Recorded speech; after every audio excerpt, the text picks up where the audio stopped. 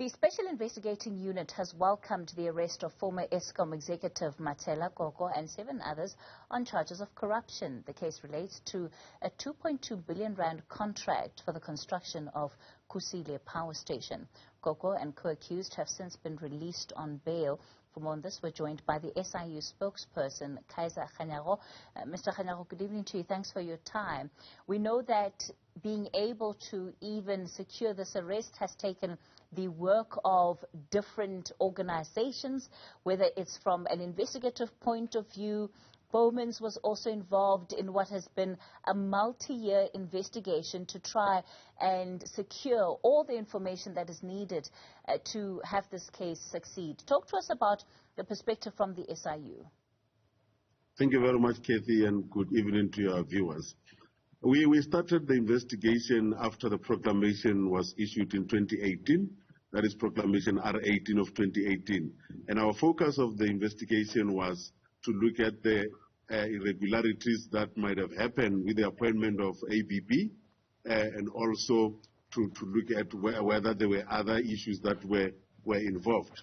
And then we found that there were irregularities in the contract with ABB. And because of that, what we have uncovered, when we showed it to ABB, they then said, no, we see that we want to settle.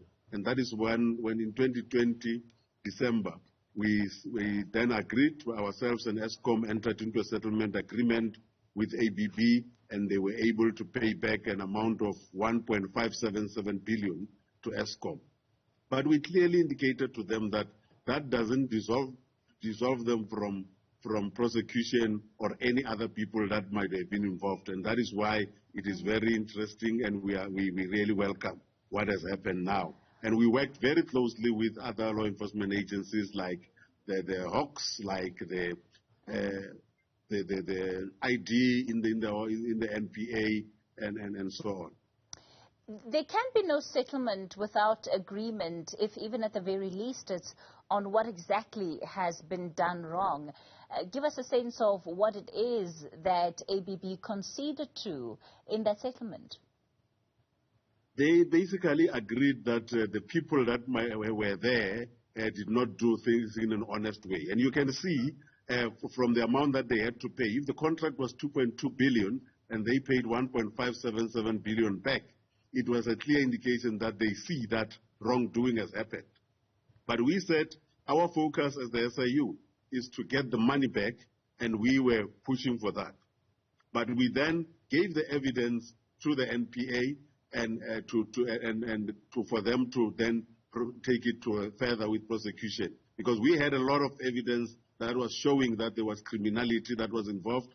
There were subcontractors that were subcontracted to this contract without following processes and going against Section 217 of the Constitution. And those were very clear, and those are the companies that were, among others, having Koko's stepdaughter as a shareholder in those companies. I want to speak to this issue of the various entities that were involved, because when one looks at least at the evidence that has been gathered, it provides what seems to be a complex web of financial transactions, of money that flowed into various companies, like you're saying in some instances, subcontractors, monies flowing into trusts.